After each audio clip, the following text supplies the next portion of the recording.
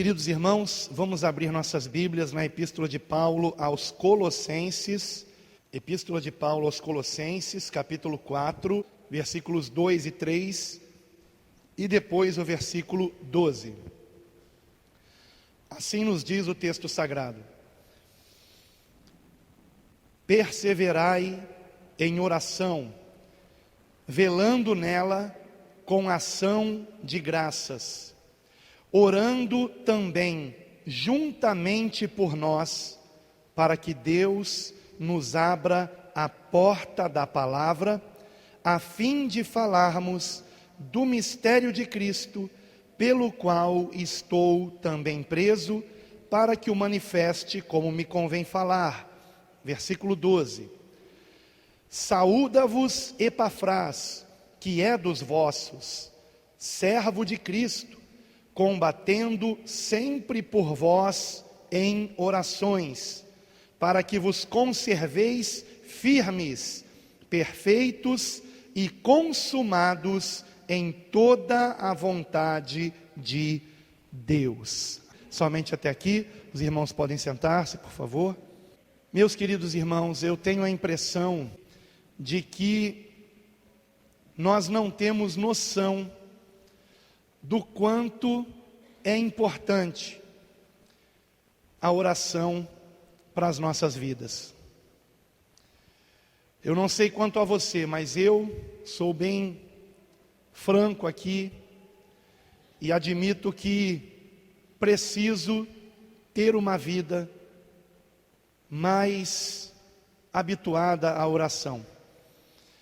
Não tenho orado o quanto deveria, e se o Senhor tem feito algo de bom através desse servo, é por pura graça e misericórdia, mas eu fico me perguntando o quanto nós deixamos de produzir no reino de Deus, por não compreendermos a importância da oração na nossa vida prática, no nosso dia a dia. Porém, irmãos, tão importante quanto orarmos mais é orarmos corretamente. E essa é a questão. Ainda que eu não ore o tanto quanto eu creia que eu devesse orar, pelo menos penso que minhas orações estão mais pautadas na palavra hoje do que, por exemplo, há 10 anos atrás. Há certas coisas pelas quais eu não oro mais. Eu simplesmente não oro mais. Eu apenas descanso no Senhor, e o tempo que uso em oração, eu prefiro dedicá-lo a motivos que eu sei que agradam o coração de Deus, porque são exatamente a sua vontade para as nossas vidas. Assim como os meus filhos nunca precisaram me acordar de madrugada para me lembrar que eu não esquecesse de dar a eles o café da manhã, o almoço, a janta, ou que não deixasse de lhes vestir, ou de lhes dar um teto para morar. Da mesma forma, eu não aborreço a Deus com tais petições de coisas materiais. Creio que se trata de infantilidade espiritual nós usarmos o nosso tempo de oração com coisas dessa natureza. O que havemos de comer, o que havemos de beber, o que havemos de vestir, né? E no texto que nós lemos, Paulo, escrevendo aos Colossenses, ele nos lembra da importância de nós perseverarmos em oração, de não deixarmos de orar. O mesmo Paulo que também disse: orai sem cessar. Orar sem cessar pode ser entendido de duas formas. Nunca deixarmos de orar, ou seja, praticarmos a oração diariamente. Este é um dos sentidos. E o outro, que é o que eu prefiro, é que estejamos o tempo todo ligados ao Senhor, ainda que não orando verbalmente, mas no Espírito. Estejamos sempre atentos e conversando com o nosso Pai no Espírito. Esse é, para mim, o sentido de orar sem cessar. Mas evidentemente, quando Paulo aqui está dizendo perseverar em oração, ele deve estar de fato se referindo à oração falada, a conversarmos com o Pai. E ele acrescenta: velando nela com ação de graças, orando também juntamente por nós. Então, ele não diz orando juntamente conosco, ele diz orando também juntamente por nós. Ou seja, Paulo estava orando pela missão que o Senhor tinha lhe dado e estava pedindo que os irmãos de Colossos estivessem orando também por esta missão, não somente por Paulo, mas por aqueles que com ele estavam. E então ele acrescenta: a fim de falarmos. Então não era apenas Paulo que pregava, outros também pregavam o Evangelho junto com ele, a fim de falarmos do mistério de Cristo, pelo qual estou também preso, para que o manifeste como me convém falar. A petição de Paulo é para que ele tivesse ousadia, e não somente ele, mas os que com ele estavam, para proclamar a boa nova, o Evangelho da salvação em Cristo Jesus. E é por isso que eu digo que tão importante quanto nós perseverarmos em oração, é que nós também saibamos pelo que devemos orar. Será que nossas orações estão realmente sendo ouvidas por Deus? Quando eu digo ouvidas, eu me refiro não ao fato de que Deus é onisciente, de que Ele sabe de todas as coisas. E obviamente, quando você ora, Ele sabe que você está orando. Mas quando a palavra diz sobre Deus ouvir as nossas orações, se refere ao Senhor de fato atendê-las, desejar atendê-las. Porém, amados, nós não temos que orar segundo a nossa vontade. Temos que orar segundo a vontade de Deus.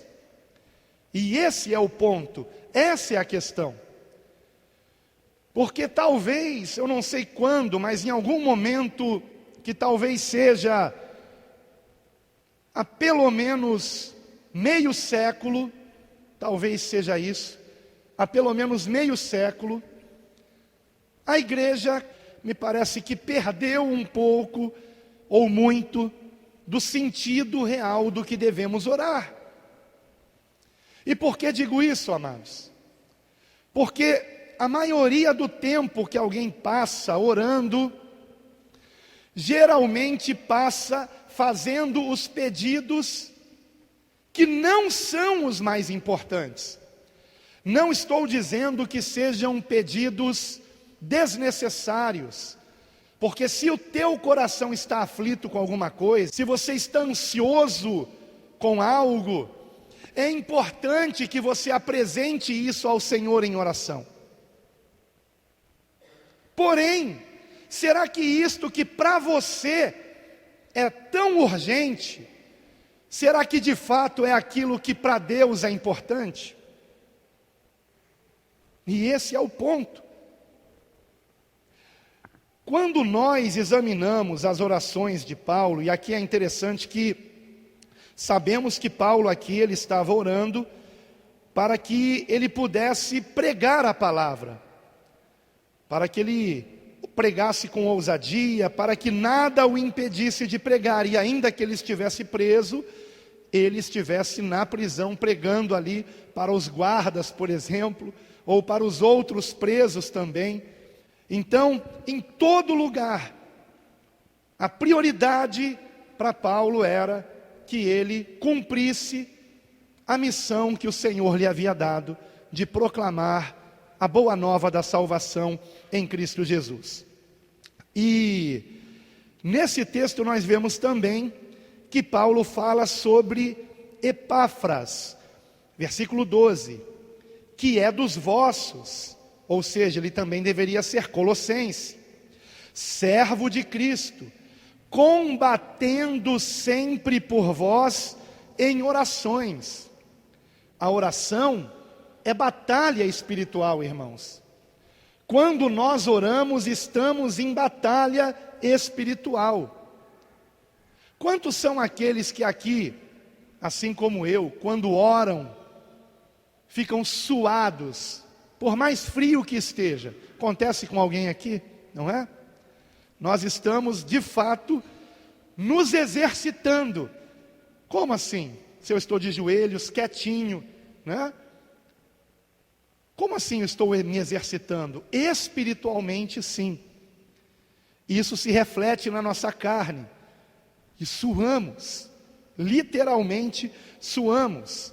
E aqui Paulo fala de alguém que suava, que se esforçava, que combatia pelos colossenses, que era Epáfras. E qual era a petição de Epáfras pelos seus conterrâneos? O texto diz: para que vos conserveis firmes, perfeitos e consumados em toda a vontade de Deus. Esse era o pedido de Epáfras ao Senhor, que os irmãos, que os seus irmãos em Cristo, se conservassem firmes, perfeitos e consumados em toda a vontade de Deus. Esta era a petição dele. Só que muitas vezes nós só nos lembramos de orar por nós mesmos, individualmente falando. E nos esquecemos que quando o Senhor Jesus nos ensinou um modelo de oração, que não é uma reza, o que nós chamamos de oração do Pai Nosso não é uma reza, é um modelo de oração, no qual nós encontramos quais são as petições mais importantes que devemos apresentar a Deus. E a chamada oração do Pai Nosso se divide em 3 partes. Em primeiro lugar, a prioridade não é nada que diz respeito a mim ou a você individualmente falando, diz respeito a Deus. Então veja que logo no início da oração nós temos 3 petições, e nenhuma delas diz respeito a nós, diz respeito a Deus. Pai nosso que estais nos céus, santificado seja o teu nome, não é o meu nome. Venha a nós o teu reino, seja feita a tua vontade. 3 petições, todas elas dizendo respeito a Deus. Essa é a primeira parte da oração. Segunda parte da oração: o pão nosso de cada dia nos dai para o resto da vida, é isso? Não, nos dai hoje. Isso é muito interessante. Então amanhã eu tenho que pedir mais uma vez, e depois de amanhã também. No entanto, existe uma discussão no meio teológico a respeito deste pão. Se este pão de fato é o pão físico, ou se este pão é a palavra de Deus. Particularmente creio que diga respeito à palavra de Deus. Porque no mesmo Sermão do Monte, onde o Senhor ensina o modelo de oração, Ele nos ensina a não nos preocuparmos com o que comer. Então como é que eu vou pedir ao Pai o que comer fisicamente, Se o mesmo Senhor Jesus me disse que eu não devo me preocupar com isso, então eu creio que seja o pão vivo, a palavra, que nós temos que pedir, e dela nos alimentarmos diariamente. O pão nosso de cada dia nos dai hoje, perdoa-nos, assim como nós perdoamos.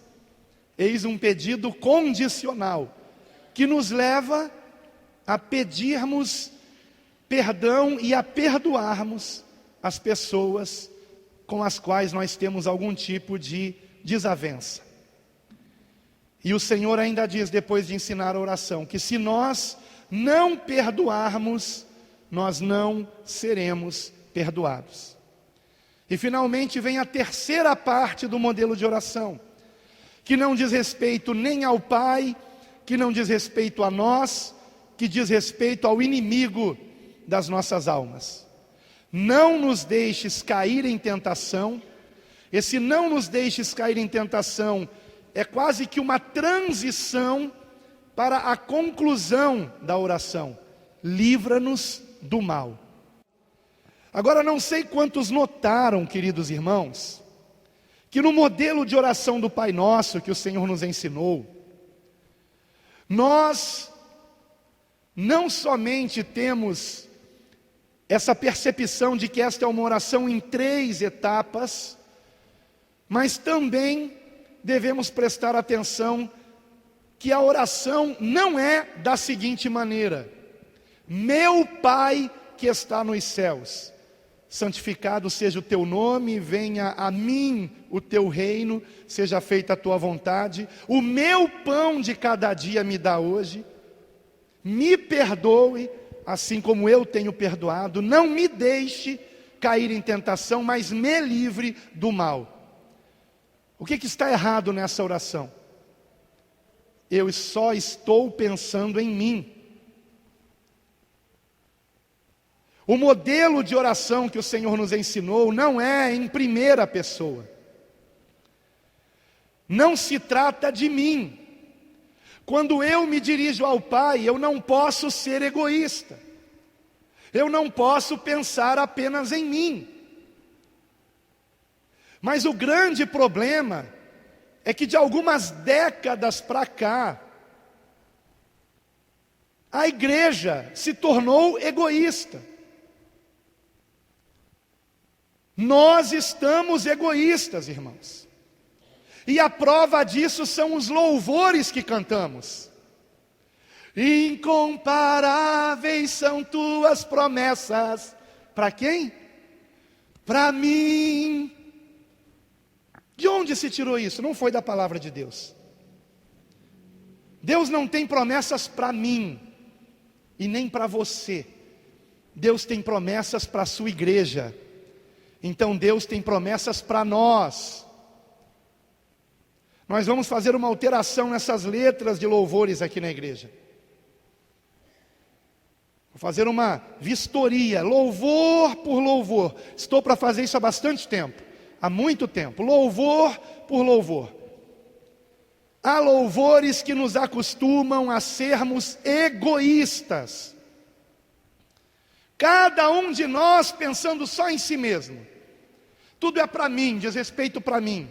Não, nada diz respeito a mim, nada diz respeito a você, tudo diz respeito a Cristo. Porque dele, por ele e para ele são todas as coisas. Glória, pois, não a mim, não a você, glória a ele eternamente. Amém. Louvado seja o Senhor. As promessas para a igreja são promessas para Cristo, porque a igreja é o corpo de Cristo. E nos tornamos participantes desta herança, desta promessa, de suas bênçãos. Portanto, quando nós oramos, estamos orando em relação a indivíduos que somos nós mesmos, ou estamos nos lembrando do propósito divino para com a vinda do seu Filho amado a esse mundo? Porque, queridos, quando nós compreendemos quem é Cristo, quando compreendemos, e a verdade é que nenhum de nós compreende completamente, estamos longe dessa compreensão. Quando compreendemos a riqueza que é Cristo, imaginem, amados, o próprio Deus vindo a esse mundo, nascendo de uma virgem,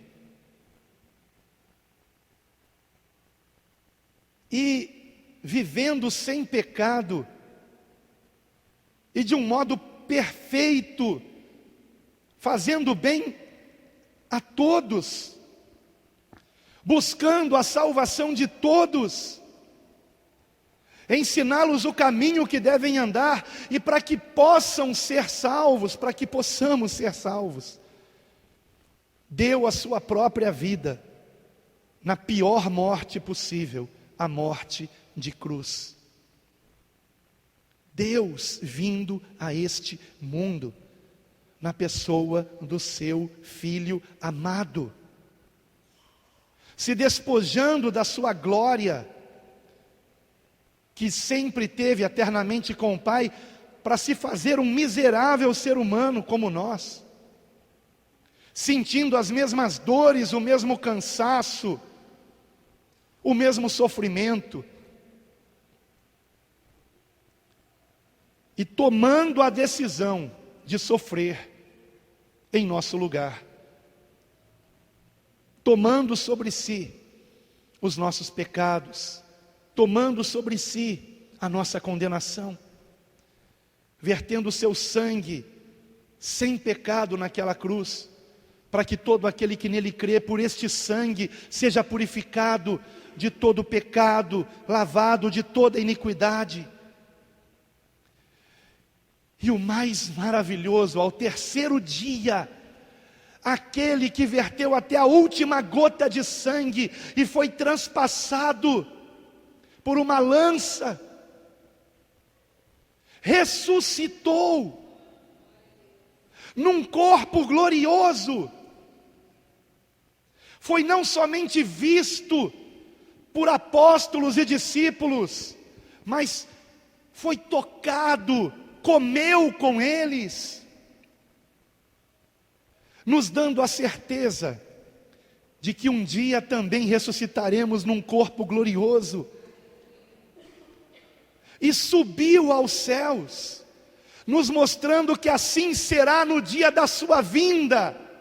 Nós também subiremos ao encontro dele nos ares. E isto é algo tão maravilhoso, porque pense, por favor, pense. Você não precisa de uma revelação divina para entender isso, apenas pense, com o teu raciocínio carnal mesmo. Você certamente já foi em algum velório, não foi? Você certamente já percebeu que a fila anda, que mais cedo ou mais tarde, o corpo que estará no caixão, ou será o seu, ou será o meu. Ou você estará no meu velório, ou eu estarei no seu. Esse dia vai chegar para todos, a menos que o Senhor nos permita estarmos vivos até a sua vinda, que é a minha esperança. Não porque eu tenha medo da morte, mas porque eu quero pregar o Evangelho até o fim. Agora, se você sabe que um dia seu corpo carnal vai morrer, como é que você vive como se esse dia nunca fosse chegar? Como se você nunca fosse prestar contas da sua vida com Deus? Como você ousa viver dessa forma? Guardando mágoa, ressentimento, pagando mal com o mal, sendo hipócrita, vem aqui e diz que ama Jesus, mas odeia seu próximo. Como você ousa viver dessa forma? Porque amanhã você pode descer à sepultura. Ainda hoje você pode morrer por uma bala perdida, um ataque cardíaco, cair num bueiro, torcer o pescoço, escorregar na casca de banana, bater a cabeça no meio-fio. Morreu! Mas vive como se esse dia nunca fosse chegar. Como se nunca fosse chegar. E por que eu digo isso? Porque as petições são egoístas, materialistas, não são espirituais, as orações não são voltadas para o que realmente importa, que não é esse mundo. Mais cedo ou mais tarde vamos partir daqui. O foco, amados, é a eternidade. De que adianta o homem ganhar o mundo inteiro e perder a sua alma?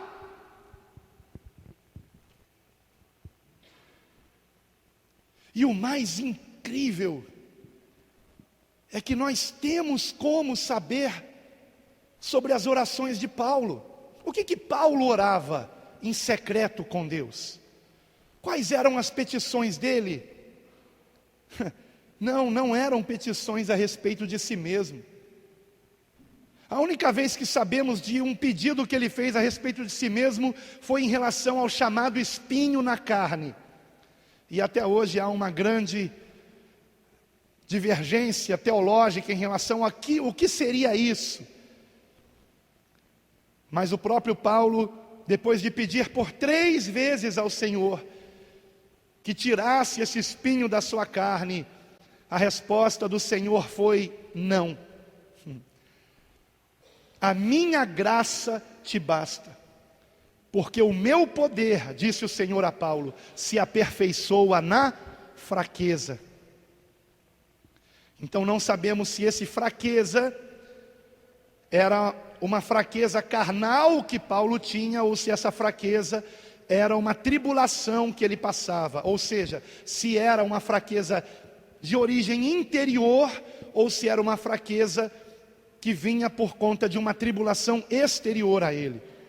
E essa é a grande dúvida teológica, mas enfim, de uma forma ou de outra, sabemos que essa foi a única vez, pelo menos revelada, que Paulo pediu alguma coisa para si mesmo a Deus.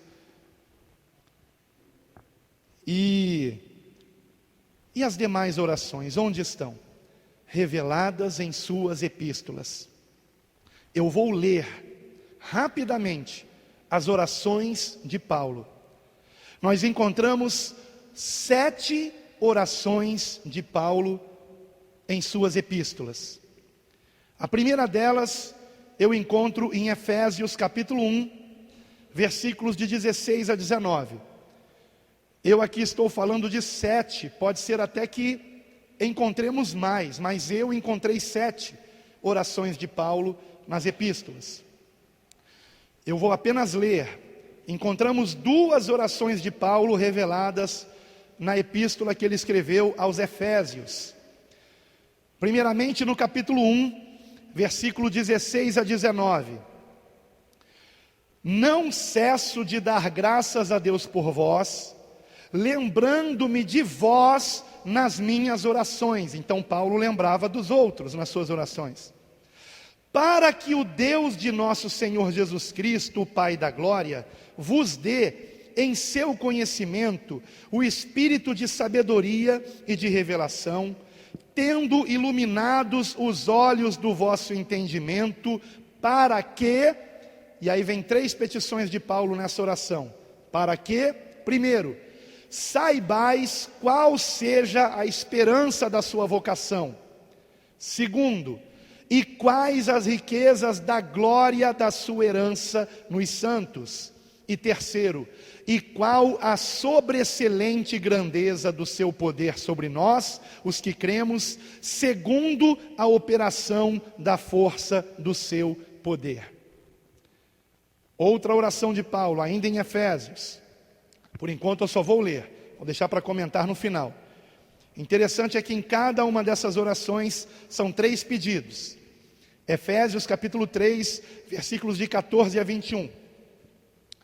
Por causa disto me ponho de joelhos perante o Pai de nosso Senhor Jesus Cristo, do qual toda a família nos céus e na terra toma o nome, para que, segundo as riquezas da sua glória, vos conceda que, primeiro, sejais corroborados, ou seja, fortalecidos com poder pelo seu Espírito no homem interior. Segundo, para que Cristo habite pela fé nos vossos corações, a fim de que, estando arraigados e fundados em amor, poderdes perfeitamente compreender com todos os santos qual seja a largura e o comprimento e a altura e a profundidade. E, terceiro, conhecer o amor de Cristo, que excede todo o entendimento, para que sejais cheios de toda a plenitude de Deus. Eu não poderia deixar de mencionar o que ele diz a seguir. Ora, há aquele que é poderoso para fazer tudo muito mais abundantemente além do que pedimos ou pensamos, segundo o poder que em nós opera, a esse, glória na igreja, por Jesus Cristo, em todas as gerações, para todo o sempre. Amém. Oração, isso aqui. Outra oração, terceira oração de Paulo, na epístola aos Filipenses. Avance aí um pouquinho na sua Bíblia. Filipenses capítulo 1, versículos de 9 a 11. E peço isto, peço a quem? A Deus. E peço isto, primeiro, que o vosso amor cresça mais e mais, em ciência e em todo conhecimento, para que aproveis as coisas excelentes para, segundo, que sejais sinceros e sem escândalo algum até o dia de Cristo. E, terceiro, cheios dos frutos de justiça, que são por Jesus Cristo, para a glória e louvor de Deus. Quarta oração, na epístola aos Colossenses, capítulo 1, versículos de 9 a 12. Por esta razão, Colossenses 1, de 9 a 12. Por esta razão, nós também, desde o dia em que o ouvimos, não cessamos de orar por vós e de pedir, primeiro, que sejais cheios do conhecimento da sua vontade, em toda a sabedoria e inteligência espiritual, para, segundo, que possais andar dignamente diante do Senhor, agradando-lhe em tudo, frutificando em toda boa obra, e, terceiro, crescendo no conhecimento de Deus, corroborados em toda a fortaleza, segundo a força da sua glória, em toda a paciência e longanimidade com gozo, dando graças ao Pai, que nos fez idôneos para participar da herança dos santos na luz. Quinta oração de Paulo, na primeira epístola aos Tessalonicenses, capítulo 1, versículos 2 e 3. Primeira aos Tessalonicenses, capítulo 1, versículos 2 e 3.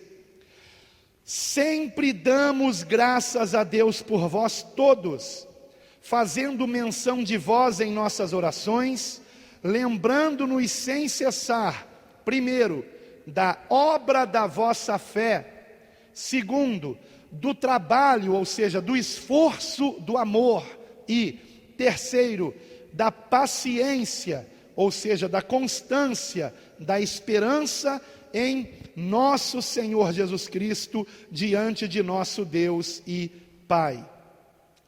Sexta oração de Paulo, ainda na mesma epístola, aos Tessalonicenses, primeira aos Tessalonicenses, capítulo 3, versículos 12 e 13. E o Senhor, primeiro, vos aumente e faça crescer em amor, uns para com os outros e para com todos, como também o fazemos para convosco. Segundo, para confirmar ou fortalecer os vossos corações. E terceiro, para que sejais irrepreensíveis em santidade, diante de nosso Deus e Pai, na vinda de nosso Senhor Jesus Cristo, com todos os seus santos. E agora, finalmente, a sétima e última oração de Paulo, que eu encontro nas epístolas. Segunda aos Tessalonicenses, capítulo 1, versículos 11 e 12. Segunda aos Tessalonicenses 1, 11 e 12. Por isso também rogamos sempre por vós, para que o nosso Deus, primeiro, vos faça dignos da sua vocação e, segundo, cumpra todo o desejo da sua bondade e a obra da fé com poder, e terceiro, para que o nome de nosso Senhor Jesus Cristo seja em vós glorificado, e vós nele, segundo a graça de nosso Deus e do Senhor Jesus Cristo. Acabamos de ler as 7 orações de Paulo pelas igrejas. Aqui no caso, são as igrejas em Éfeso, em Filipos, em Colossos e em Tessalônica. E o que é que Paulo pedia? Eu fiz aqui um apanhado de tudo e resumi da seguinte forma, e vamos nos incluir aqui nas petições de Paulo. Então Paulo orava para que venhamos entender a esperança da nossa vocação, entender qual a nossa herança nos santos. Essa vocação é o chamamento, é o nosso chamado, amém? Então repetindo, Paulo orava para que venhamos entender a esperança do nosso chamado. Fomos chamados para quê? Não é para nada que diz respeito a coisas conquistadas materialmente nesse mundo, irmãos. Não são os tesouros da terra, são os celestiais. Entender qual a nossa herança nos santos, entender a grandeza do poder de Deus sobre nós. Paulo também orava para que venhamos conhecer o amor de Cristo, para que venhamos também conhecer a perfeita vontade de Deus. Paulo orava ainda para que venhamos crescer no conhecimento de Deus, e que venhamos crescer em amor. Paulo orava ainda para que venhamos abundar ou transbordar em poder, transbordar em frutos e transbordar em santidade. Paulo orava ainda para que venhamos andar dignamente do Senhor, para que venhamos andar glorificando a Cristo, para que venhamos andar sinceros, não hipócritas, sinceros e sem escândalo algum. Ouviram, irmãos?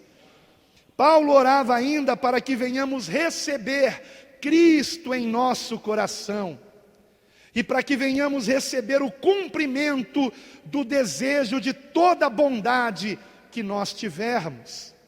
E Paulo orava ainda para que venhamos ter fé operante, amor sofredor e esperança constante na vinda do Senhor. Aleluia. Estas eram as petições de Paulo pela igreja. Nós não temos que orar por nós individualmente. Nós temos que orar pelo corpo de Cristo, para que esse corpo se desenvolva em santidade, em amor, para que cada um de nós venhamos andar dignamente, glorificando a Cristo, não sendo hipócritas, mas sinceros, sem causarmos escândalo algum. Estas devem ser as nossas petições, para que nossos irmãos e nós também, todos nós, a oração é do Pai Nosso, não é do meu Pai ou do teu Pai, é nosso, para que nós venhamos conhecer plenamente o amor de Cristo. Porque, amados, nós não podemos amar a Cristo verdadeiramente se primeiro não conhecermos o quanto Ele nos ama. Por isso é que João, na sua primeira epístola, declara: nós o amamos porque ele nos amou primeiro. E enquanto você não tem essa revelação da profundidade, da grandeza, da largura, do comprimento, do amor de Deus por nós, por você, por mim, enquanto cada um de nós não entende isto, mas olha, eu fico imaginando, é aquilo que os demônios mais impedem você de entender, é o quanto Cristo te ama. Não porque você tenha valor, exatamente o contrário, porque eu e você não valemos nada,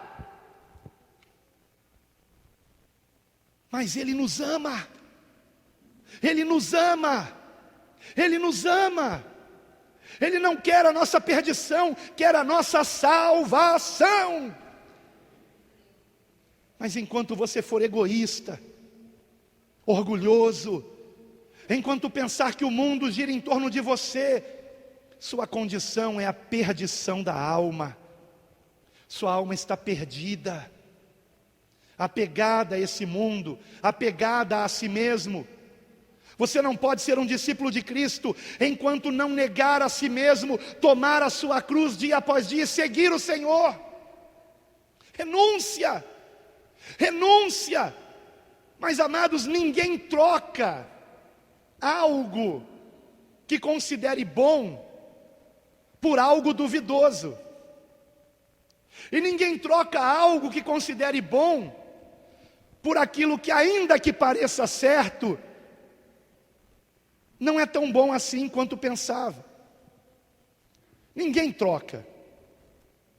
Ninguém troca, por exemplo, estando com sede, um copo de água cheia por um copo de água vazia. Se o copo está vazio, não me interessa. O que me interessa é o que está aqui dentro. Nós só renunciamos a nós mesmos, só negamos a nós mesmos, quando de fato experimentamos Cristo, quando temos a certeza de que Ele nos ama, de quem Ele é, de que nele estamos seguros, de que a salvação está nele, está no Senhor. Não se trata de uma filosofia, não se trata de palavras persuasivas, se trata de um ser real, se trata de Deus.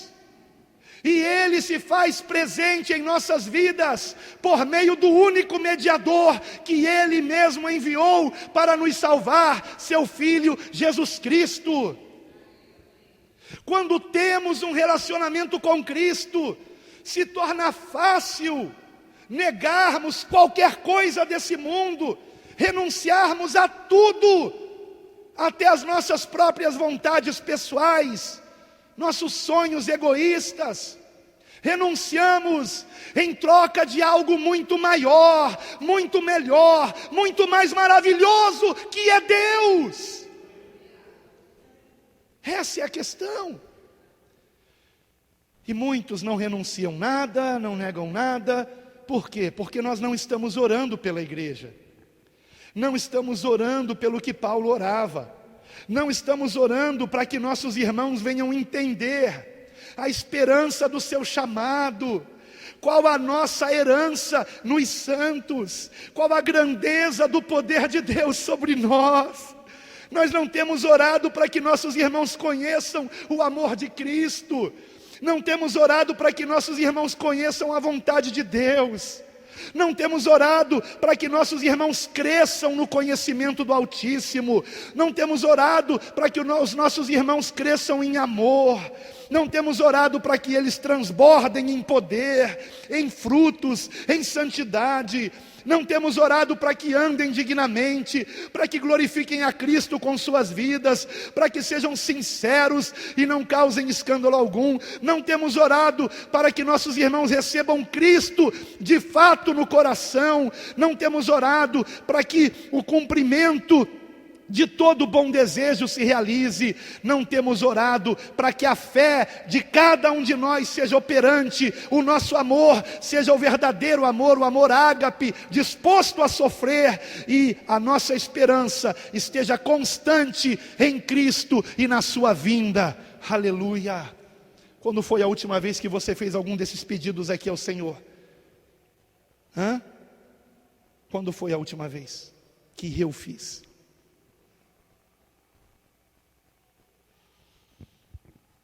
A palavra é uma espada de dois gumes, corta para vocês e corta para mim também. Não sou melhor que vocês. O Senhor está me dando a revelação disso. E primeiramente eu me envergonho. Primeiramente eu me envergonho. Por não estar orando pelos tesouros celestiais para os meus irmãos. A maior parte das minhas orações dizem respeito à minha própria vida, à minha família, aos amigos. E quando eu me refiro a irmãos, vocês são meus amigos, são meus irmãos. Quando eu me refiro a vocês, geralmente são petições: Senhor, protege da violência que está essa cidade. Senhor, não deixe que nenhum irmão perca o emprego. Senhor, aquele irmão desempregado, que ele consiga um emprego melhor. Senhor, aquela irmã que está enferma seja curada. Minhas petições são assim, no nível horizontal.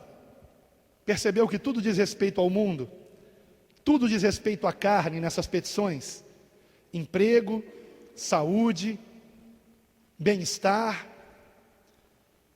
Mas não são essas as petições realmente importantes. Não são essas. Por que será que nós estamos pedindo essas coisas? Porque talvez não tenhamos compreendido o que o Senhor Jesus nos ensinou em Mateus capítulo 6, versículo 25. Por favor, abra sua Bíblia. Oh Deus. Mateus 6, 25. Por isso vos digo, não andeis ansiosos quanto à vossa vida, pelo que haveis de comer, ou pelo que haveis de beber, nem quanto ao vosso corpo, pelo que haveis de vestir. Não é a vida mais do que o mantimento, e o corpo mais do que o vestuário? Olhai para as aves do céu, que nem semeiam, nem cegam, nem ajuntam em celeiros, e vosso Pai Celestial as alimenta. Não tendes vós muito mais valor do que elas? E qual de vós poderá, com todos os seus cuidados, acrescentar um côvado à sua estatura? E quanto ao vestuário, por que andais ansiosos? Olhai para os lírios do campo, como eles crescem, não trabalham, nem fiam, e eu vos digo que nem mesmo Salomão, em toda a sua glória, se vestiu como qualquer deles. Pois, se Deus assim veste a erva do campo, que hoje existe e amanhã é lançada no forno, não vos vestirá muito mais a vós, homens de pequena fé? Não andeis, pois, inquietos, dizendo: que comeremos, ou que beberemos, ou com que nos vestiremos? Porque todas estas coisas os gentios procuram.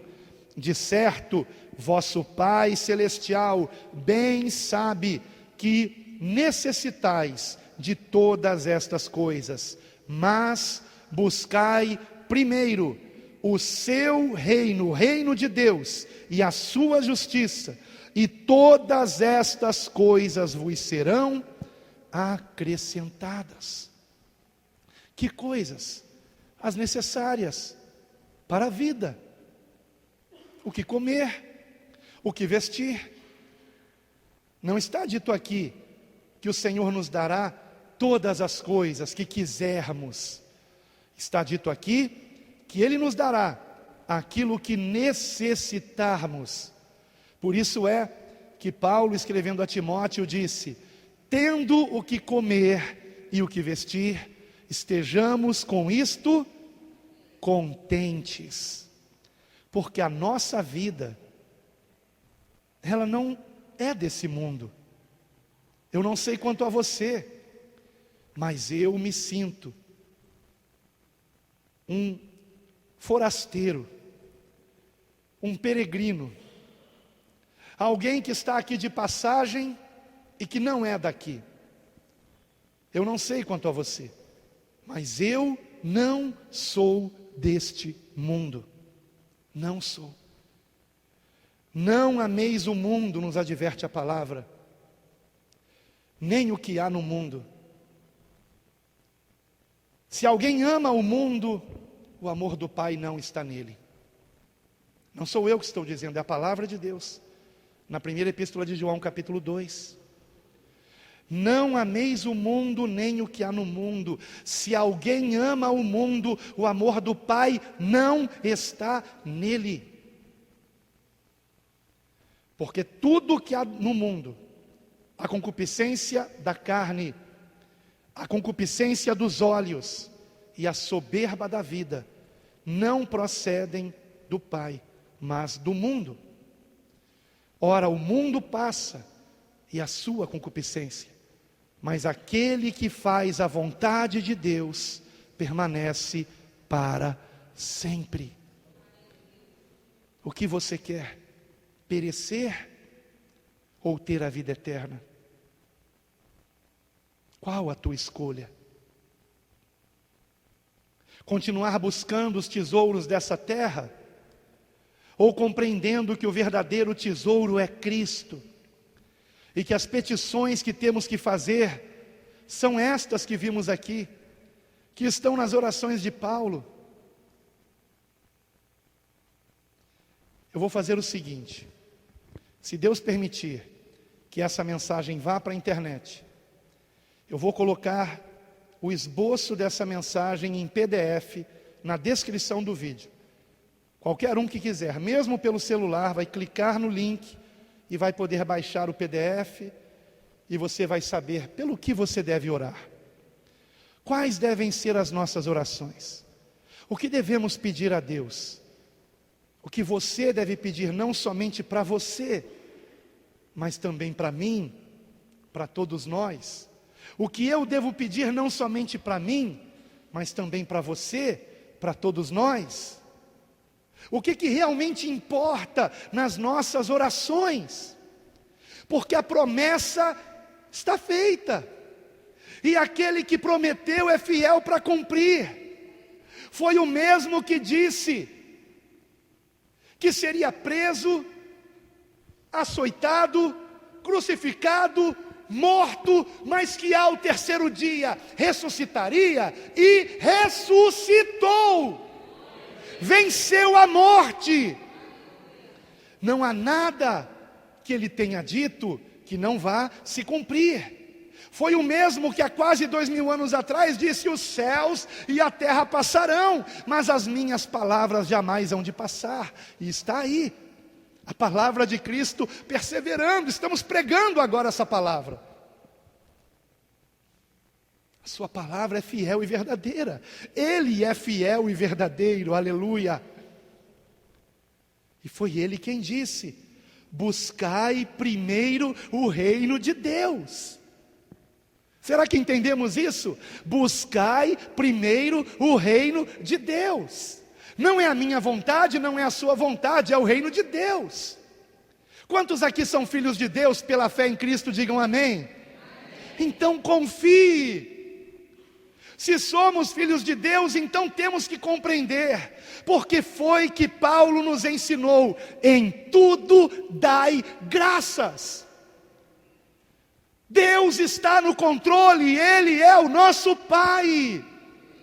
Ele sabe como tratar cada um de nós. Se você é filho de Deus, absolutamente nada acontecerá na tua vida sem a permissão do Senhor, e por um propósito maravilhoso, porque todas as coisas cooperam juntamente para o bem daqueles que amam a Deus, daqueles que são chamados pelo seu propósito.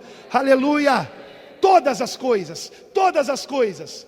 Você está doente? Glorifique a Deus. Está desempregado? Glorifique a Deus. Está sendo perseguido? Glorifique a Deus. E mais, agradeça a Deus. Obrigado, Senhor. O Senhor tem um propósito nisso. Mas me ensina a lição. O que eu preciso aprender com isso? Porque é um aprendizado. Tudo na nossa vida é para nos ensinar alguma coisa. Ou você não é filho de Deus? Qual é o filho que o pai não educa, irmãos? Qual é o filho que o pai não corrige?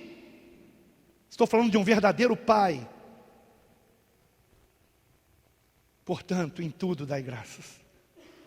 E pare de fazer orações egoístas. O Senhor não vai deixar você passar necessidades, se você buscar o seu reino em primeiro lugar. E pela motivação correta. Para a glória de Deus. Não para a sua glória. E que o Senhor nos ajude. Que o Senhor nos ajude. A que esta não seja mais uma pregação que vamos esquecer e não praticar. Que Deus tenha misericórdia de nós. Amém.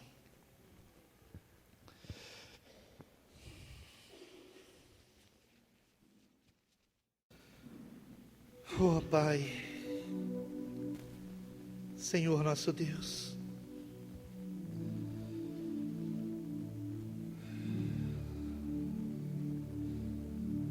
como nós falhamos, ó Senhor, tantas vezes. Quantas vezes te aborrecemos com orações egoístas?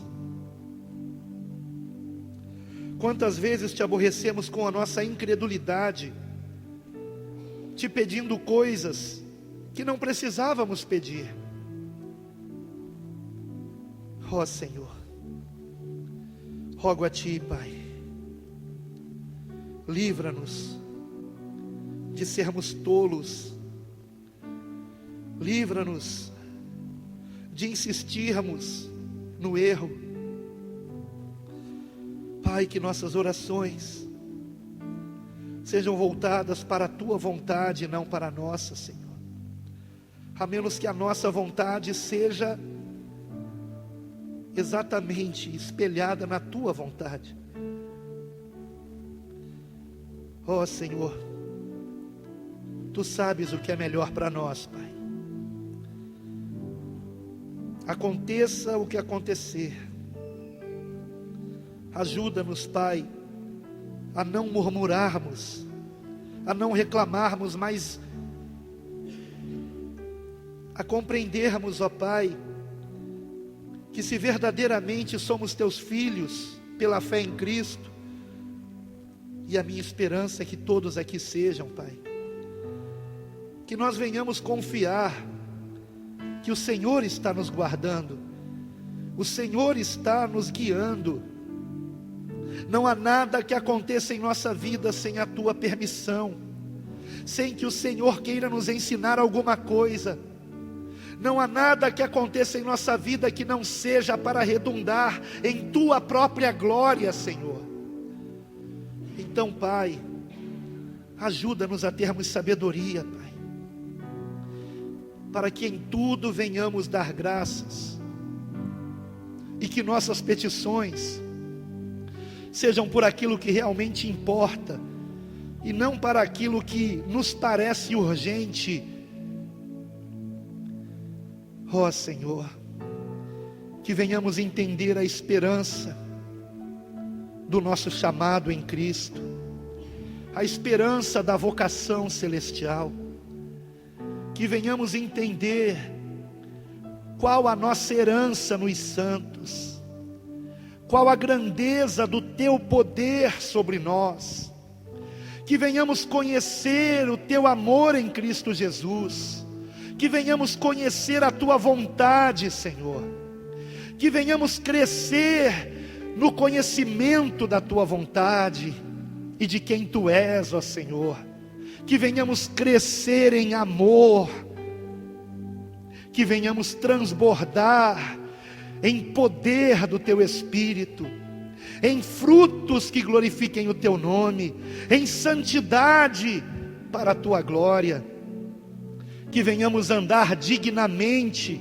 do sacrifício de Cristo, Senhor, que sejamos dignos, Pai. Nenhum de nós é, mas que nos esforcemos em ser, que venhamos andar glorificando a Cristo, sendo sinceros, sem hipocrisia, sem dar escândalo algum em coisa alguma, que venhamos receber de fato Cristo em nosso coração, no lugar mais alto, no trono do nosso coração, e em todo o nosso coração. Ó Senhor, que venhamos receber de fato o cumprimento, Pai, da tua vontade em nós, que venhamos ter fé operante, amor sofredor, disposto a sofrer, que venhamos ter a esperança constante em que perto está o Senhor, e que o Senhor em breve virá nos livrar desse mundo mau e nos levar para o teu reino eternamente. Que assim seja, Pai, para a tua glória. Isto é buscar o teu reino em primeiro lugar, e que as demais coisas venham por acréscimo. Que venhamos de fato crer que se colocarmos o Senhor em primeiro lugar, as demais coisas virão por acréscimo. Aquilo que realmente necessitamos, aquilo que realmente é para o nosso bem, virá por acréscimo, e o teu nome será glorificado em nós. Em nome do Senhor Jesus, oramos e agradecemos. Amém.